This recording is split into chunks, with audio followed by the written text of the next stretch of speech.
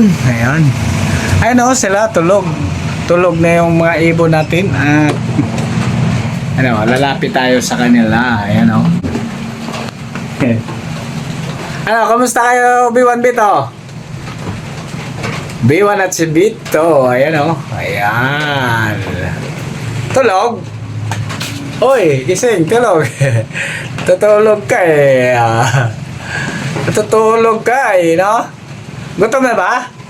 O hindi pa? Gutom na yata eh, no?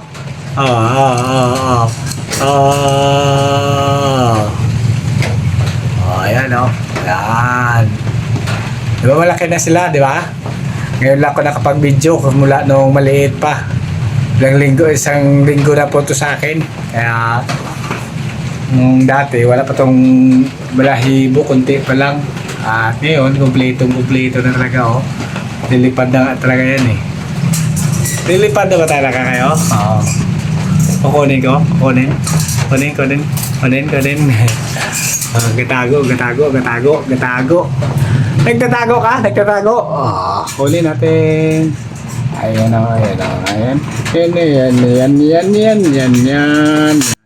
Wala tayong ginagawa sa buhay, di.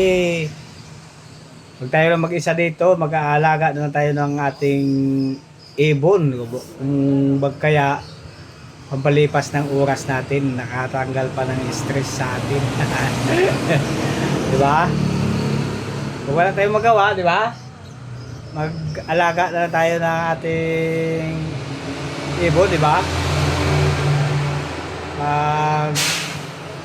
Medyo malungkot tayo, punta na lang tayo doon sa ating mga alaga, laruin natin. Yan.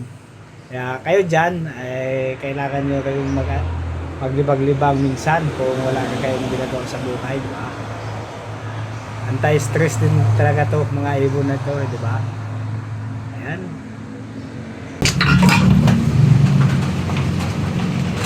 Nakakalayo ka na pala. Malayo ka na, labihan.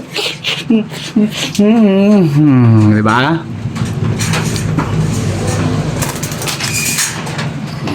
Balik na siya.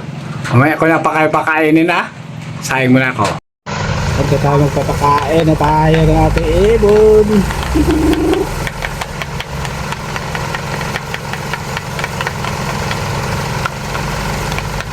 Lapot ah.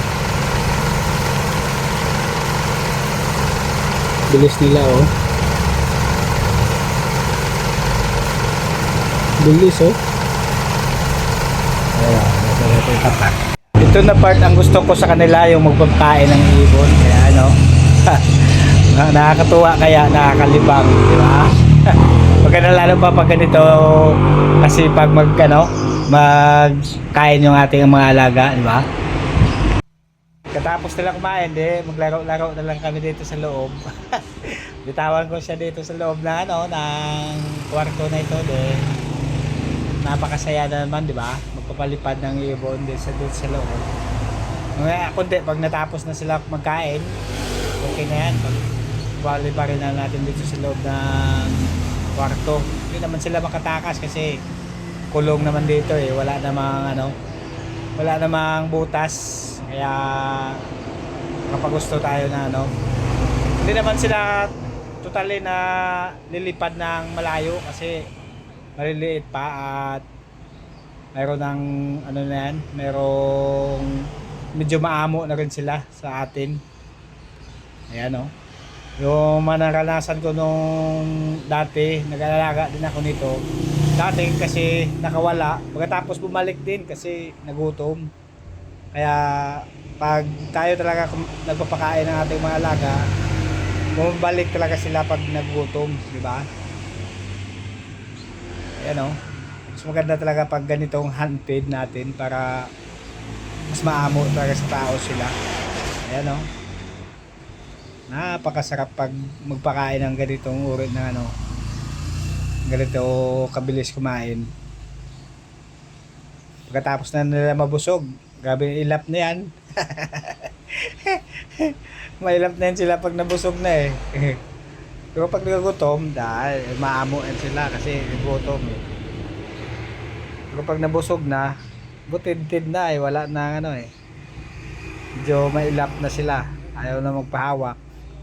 Ano, yan. Diba? Umalis na sila sa ano. Pag ayaw na nila, busog na talaga sila, diba? Ano, lakwatsan naman sila. Oh, mamaya, palipad-lipad naman tayo dito sa loob ng bahay. Ano? Ito yung aking alagang ibon. Ayan. Thank you so much sa inyo. At ito na nga, malaki na nga sila. Ayan. Tuturuan sana natin. Kaya lang, ayaw na nila sumunod eh, kasi malalaki na sila. Ayan, hindi natin maturuan. Umalit sana bago natin napakain. Ayan, ilang months na. Yung mga nakuha ko kasi mga ilang months na yan. Bago ko na-handfeed, malaki na. Malaki na yung mahaba na yung balahibo nila. Sige, hanggang dito na lang. Maraming salamat sa inyo. Mabuhay po tayo. Ayan, sa mga alaga-alaga natin.